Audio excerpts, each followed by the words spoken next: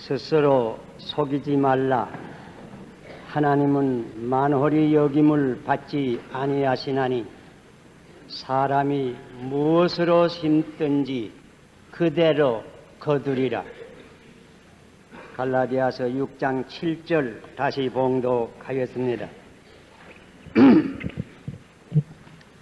사람이 무엇으로 심든지 그대로 거두리라. 이는 자명의 진리올시다. 또 이것은 자연계의 한 법칙이올시다. 뿐만 아니라 영적, 도덕적 세계에서의 또한 한 법칙이올시다. 콩을 심으면 콩을 거둡니다. 팥을 심으면 팥을 거둡니다. 이것은 자연의 법칙이올시다. 꽃같이 육체로 심는 자는 썩어질 것을 거둡니다. 성령으로 심는 자는 영생을 거둡니다. 이것은 도덕의 법칙이올시다. 이렇게 자연계에는 자연 법칙이 있어서 만상이 운행됩니다. 영계에는 도덕적 법칙이 있어서 만인의 운명을 지배합니다. 이 법치 우주에 사는 인간이 그 일생을 바로 살려고 하면 이 자연 법칙과 도덕의 법칙에 대한 바른 이해가 필요합니다.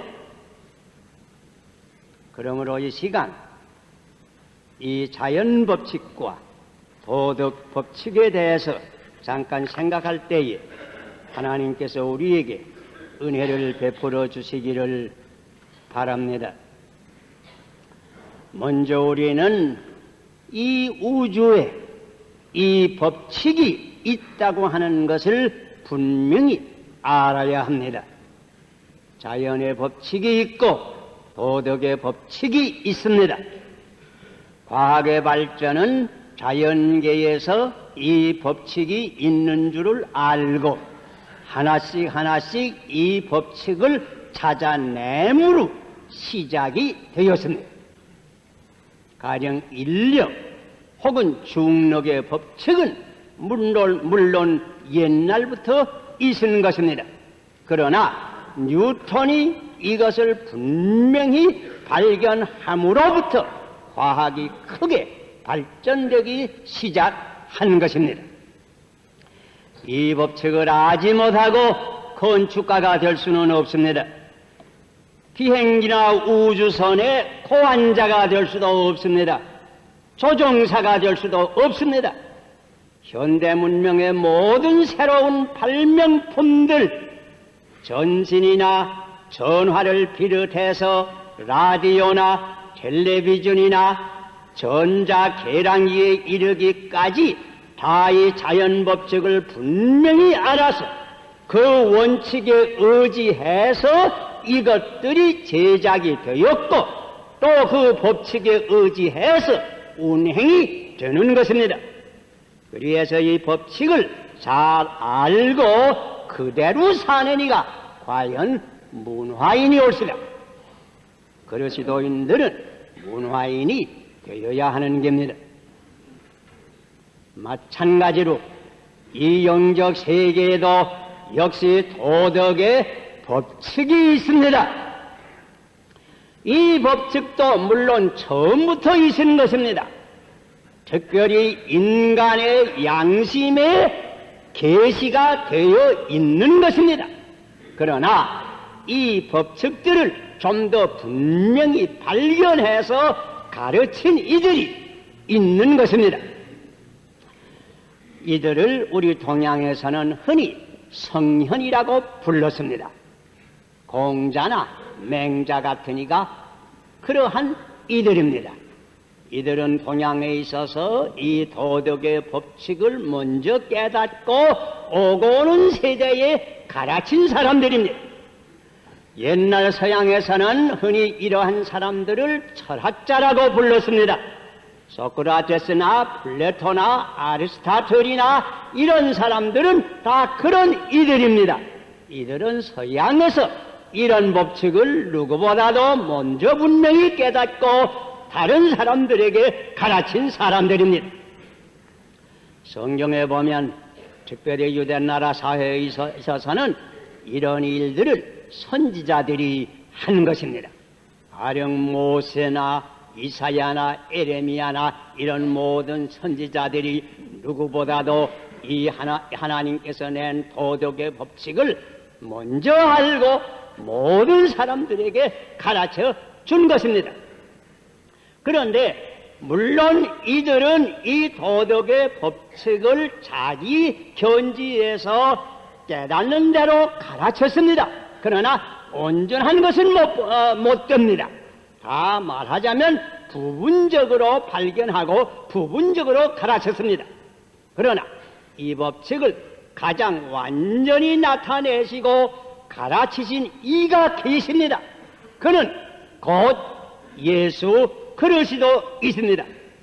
그러므로 우리는 그리스도의 산상보훈과 그 모든 교훈 가운데서 가장 완전한 도덕의 법칙을 볼 수 있습니다. 또한 그리스도의 성품과 생활을 통해서 가장 완전한 도덕적 생활을 직접 볼 수가 있는 것입니다. 이렇게 우리는 우선 이 도덕의 법칙이 있는 것을 분명히 알고 또 이것이 무엇임을 분명히 알아야 옳게 생활할 수가 있는 것입니다. 그리스도인은 도덕의 법칙을 알아야 하고 또 그대로 살아야 하는 것입니다. 둘째로 이 문제와 관련해서 기억할 것은 이 자연 법칙과 도덕 법칙은 언제나 변하지 않는다고 하는 사실입니다. 현대 과학의 발달으로 말미암아 우리 생활 모습에 큰 변혁을 가져온 것은 사실입니다. 교통이나 통신이나 생산의 수단을 비롯해서 주택 심지어 이복에 이르기까지 큰 변혁을 가져왔습니다. 그래서 어떤 이들은 그저 모든 것이 변하는 줄로 오해하는 이들이 있는 듯합니다. 그래서 어떤 이들은 심지어 이렇게 말합니다. 그저 이 세상에 변한다는 것 이외에는 다 변한다. 그러나 이것은 분명히 잘못된 관찰입니다. 아침과 저녁은 옛날이나 오늘이나 변치 아니합니다. 밤과 낮도 옛날이나 오늘이나 변치 아니합니다.春하 초동 4계의 순환도 봄, 여름, 가을, 겨울 4계의 순환도 변함이 없습니다. 다시 말하면 자연 법칙은 변치 않습니다. 꼭 마찬가지로 도덕의 법칙도 옛날이나 오늘이나 변치 아니합니다. 심으는 대로 거둡니다. 육체를 따라 심으면 육체로 말미암아 썩어질 것을 거둡니다. 정욕으로 심으면 음란과 가정의 파탄으로 거둘 것입니다. 악을 심으면 악으로, 불의를 심으면 불의로, 미움을 심으면 미움으로, 거짓을 심으면 거짓으로 거두어야 말 겁니다. 전에 야곱이 아버지 이삭을 속이더니 속여서 복받았지요. 그 후 자기가 아들들에게 또 속았습니다. 요셉이 죽었다고 속였죠. 전에 이세벨이 무고한 나봇의 피를 흘리더니 그 후 자기의 피가 또한 흘림을 받은 것입니다. 반면에 성령으로 심으면 반드시 영생으로 거둡니다. 선으로 심으면 선으로 거둡니다. 덕으로 심으면 덕으로, 의로 심으면 의로, 사랑으로 심으면 사랑으로, 진실로 심으면 진실로 거둘 때가 오는 것입니다. 전에 요셉이 어디 가나 덕으로 심으더니 결국은 덕으로 최후에 거둔 것입니다. 그러므로 우리 동양에도 옛날부터 유음덕이면 피로 양보란 말이 있습니다. 숨은 덕이 있는 곳에 양보가 있다고. 적선지가에 피로 여경이란 말도 있습니다. 선을 쌓는 집에 여경이 있다고. 이렇게 자연의 법칙이나 도덕의 법칙은 시대가 변한다고 변하지 않습니다. 생활 양식이 변한다고 절대로 변하지 아니합니다. 그러므로 우리는 이 사실을 분명히 기억하고 살아야 합니다. 그릇된 시대 사조에 미혹되지 아니해야 합니다. 그러므로 셋째로 이 자연 법칙과 도덕의 법칙은 언제나 꼭 순복해야 합니다. 그대로 준행해야 합니다. 그렇지 아니하면 성경의 말씀과 같이 내가 나를 스스로 속이는 것뿐입니다. 우리는 작년에 일어난 와우 아빠도 사건을 지금도 뼈저리게 기억합니다. 시멘트가 온전히 돌로 굳어지는 데는 일정한 자연의 법칙이 있습니다. 시멘트와 모래와 자갈과 물의 배합이 꼭 이 자연 법칙대로 배합이 되어야 합니다. 그런데 이 자연 법칙을 순종치 않은 결과는 결국 큰 참화를 우리 동포에게 가져왔습니다. 그러므로 우리가 자연 법칙을 속이지 못합니다. 자연 법칙을 속이려고 하면 결국은 내가 손해를 보고 내가 나를 속이는 결과가 되는 것입니다. 근래에도 끔찍한 교통사고들이 너무나 빈번히 우리 사회에 일어납니다. 우리의 마음이 얼마나 아픈지 알 수가 없습니다. 남영호 사건을 여러분 잠깐 생각해 보세요. 이런 비참한 사건도 결국은 인간의 자연 법칙을 무시한 원인에서 일어난 것입니다. 배마다 정원 제도가 있는 것은 일정한 톤수의 배는 일정한 인원밖에 안전히 운행할 수 없다는 자연 법칙에 의지해서 정원 제도가 생기는 것입니다. 그런데 인간의 무관심, 부주의로 이 법칙을 무시할 때에 결국은 이러한 참화를 가져왔습니다. 그러므로 성경은 경고합니다. 스스로 속지 말라고. 자연 법칙을 어기는 것은 결국은 자기가 손해를 받는 것뿐이라고, 자기의 파멸을 가져올 것이라고 경고합니다. 이러한 쓰라린 경험이 있었음에도 불구하고 이번 여수항의 질자호 사건 혹은 충남에서 인천으로 오던 신흥호 사건 등을 보면 우리 국민이 아직도 이 자연 법칙을 순복해야 된다는 인식이 얼마나 부족하다고 하는 것을 나타내고 있습니다. 이 배들이 전부 정원을 초과해서 승객을 실었습니다. 신흥호는 정원 도무지 30명밖에 안 되는 배인데 80명을 싣고 오다가 기계 고장이 생겨서 5시간이나 표류하면서도 해안경비대에 구호를 청하지 못했습니다. 왜? 정원 초과가 탄로날까봐. 이것은 무엇을 우리에게 말하여 줍니까? 국법이 무서운 것만 알고 자연 법칙을 어기는 것이 얼마나 무섭다고 하는 것을 알지 못하는 산 증거입니다. 자연 법칙이 무서운 것을 꼭 알아야 합니다. 국법보다 더 무서운 것을 알아야 합니다. 그래야 앞으로 이런 사고가 다시 일어나지 않을 것입니다. 꼭 마찬가지로 도덕 법칙이 그러합니다. 인간이 도덕 법칙을 속이지 못합니다. 도덕의 법칙을 속일 줄로 알고 순복하지 아니하는 사람은 결국은 자기가 자기를 속인 것을 깨닫게 될 날이 반드시 오고야 마는 것입니다. 사실 인생의 일생을 인생 항로라고도 합니다. 인간 생활은 배를 타고 바다를 건너가는 것과 같습니다. 이 바닷길을 바로 건너려고 하면 인생이라고 하는 배에 부여된 도덕의 법칙을 꼭 지켜야 합니다.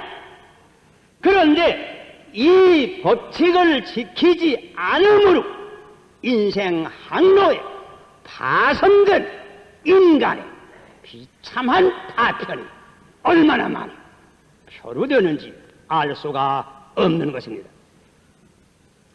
지금도 서대문 교도소에는 수천 명의 죄수가 앉아 있습니다. 이들은 다 도덕의 법칙과 국법을 속일 줄로 생각해서 여러 가지 죄를 지었습니다. 그러나 결국은 자기들을 속인 것뿐입니다. 기억하세요. 자연법칙과 도덕의 법칙은 절대로 속이지 못합니다. 여기 순종치 아니하는 것은 결국은 내가 나를 속이는 것뿐입니다. 이 문제와 관련해서 한 가지 기억할 것은 이 법칙들과 자유와의 관계입니다. 자유는 하고 싶은 대로 그저 내 마음대로 하는 것이 자유가 아닙니다. 그것은 방종입니다. 자유는 마땅히 행동하여야 할 대로 하는 것이 자유입니다. 그러므로 자유는 언제나 이 자연법칙과 도덕의 법칙을 온전히 순종하는 데 있는 것입니다. 이 법칙들을 거슬려서 쓰는 자유는 결국은 자기 자신을 파괴할 것입니다. 가령 어떤 분이 높은 건물에서 내려오려고 하면 두 가지 길이 있을 것입니다. 하나는 자연법칙에 순종해서 계단을 걸어 내려오든지 혹은 승강기를 타고 내려오든지 하는 그런 길이 있을 것입니다. 그러나 또 하나는 자연법칙을 거스려서 곧 뛰어내릴 수가 있겠습니다. 그렇게 하면 물론 자유행동은 자유행동이나 그 사람의 다리는 부러질 것입니다. 자유는 언제나 법 아래서의 자유입니다. 국민의 자유도 국법 아래서의 자유입니다. 기차는 언제나 레루라고 하는 궤도 위에서 최대의 자유가 있습니다. 자동차는 언제나 큰 길 위에서만 최대의 자유가 있습니다. 법을 떠나서 자유를 사용하면 결국은 자기 자신을 파괴할 것뿐입니다. 공의는 정치의 대법칙입니다. 공의를 떠나서 정치를 하면 결국은 그 자신이 파괴를 당할 것입니다. 순결은 가정의 대법칙입니다. 이 법칙을 떠나서 살면 그 가정은 결국은 파괴될 것입니다. 신의는 상업이나 또는 모든 인간관계의 대법칙입니다. 이 신의를 떠나서 살면 결국은 그 자신이 파괴될 것입니다. 그러므로 스스로 속지 않도록 조심해야 될 것입니다. 마지막으로 한 가지 더 말씀드립니다. 여기에 보면 하나님은 만홀히 여김을 받지 아니하신다고 하는 말씀이 있습니다. 그 뜻은 우리 인간이 하나님을 농락할 수 없다는 말입니다. 우리가 하나님을 조롱할 수 없고 하나님을 비웃을 수 없다고 하는 말입니다. 기억하십시다. 하나님께서 이 우주를 지으시고 그 가운데 자연 법칙을 두어서 운행케 하였습니다. 하나님께서 또 인간을 지으시고 도덕의 법칙을 두어서 그 아래서 살게 하였습니다. 그런데 우리 인간이 이 법칙대로 순종치 아니하면 그것은 결국 하나님을 조롱하는 결과가 됩니다. 인간이 과연 하나님을 조롱할 수가 있겠는가? 도저히 할 수가 없습니다. 결국은 나를 조롱케 만드는 결과를 가져오고 맙니다. 결국 내 자신에게 파괴와 멸망이 올 것뿐입니다. 그러므로 우리는 언제나 이 자연 법칙과 도덕의 법칙을 순종해서 살아야 내게도 행복이 오고 하나님께도 영광을 돌릴 수 있을 것입니다. 우리는 이 새해에 이 진리를 분명히 깨달아서 이대로 삶으로 과연 금년 새해가 우리 개인과 모든 국민에게 행복과 번영과 장성과 열매 맺는 축복의 해가 되기를 바랍니다. 기억하십시다. 우리가 사는 이 우주는 법치의 우주입니다. 우리는 신령한 임의에서 다 씨를 뿌리는 농부들입니다. 이 자연 법칙과 도덕의 법칙이 움직이는 대우주간의 삶에서 씨를 뿌리는 농부들입니다. 매일의 생활은 심으는 것을 의미합니다. 우리의 사언행은 생각하는 것, 말하는 것, 행동하는 것은 다 심는 것을 의미합니다. 여기에 대해서 거둘 때가 반드시 오는 것입니다. 내 성품에서 거두게 됩니다. 내 가정에서도 거두게 됩니다. 내 교회에서도 거두게 됩니다. 내가 사는 사회에서, 내가 하는 사업에서, 내가 사는 국가에서 여기에 대하여 거둘 때가 오는 것입니다. 오늘에 심는 것을 내일에 거둡니다. 현재에 심는 것을 미래에 거둡니다. 젊어서 심는 것을 노련에 거둡니다. 부모가 심은 것을 자손들이 거둡니다. 금세에 심는 것을 내세에 거둡니다. 반드시 거둡니다. 씨는 두 가지 종류밖에 없습니다. 하나는 성령으로 말미암아 뿌리는 씨, 또 하나는 육체를 중심해서 뿌리는 씨들입니다. 성령의 씨를 뿌리려면 먼저 우리 마음속에 성령께서 계셔야 합니다.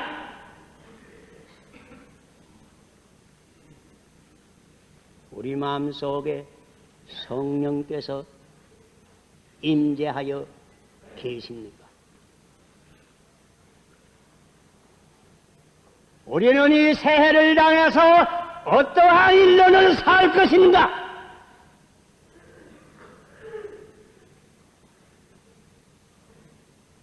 모든 죄를 온전히 회개하고 주님을 영접하며 성령의 충만함을 받아서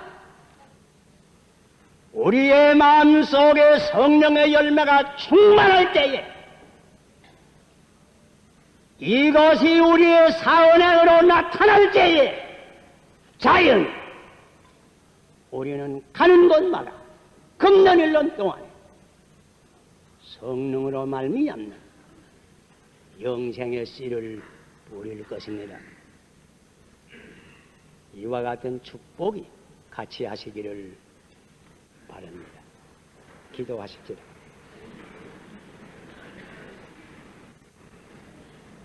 아버지시여, 이 새해 둘째 주일 아침에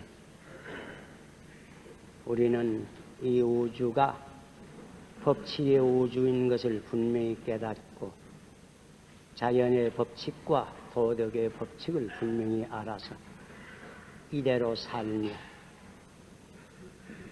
온전히 주님을 영접하고 우리 마음속에 성령을 충만히 받아서 우리의 사은 행위 자연히 뿌리는 성령의 열매가 될 수 있도록 은총을 베풀어 주시옵소서. 예수님 이름으로 기도하옵나이다.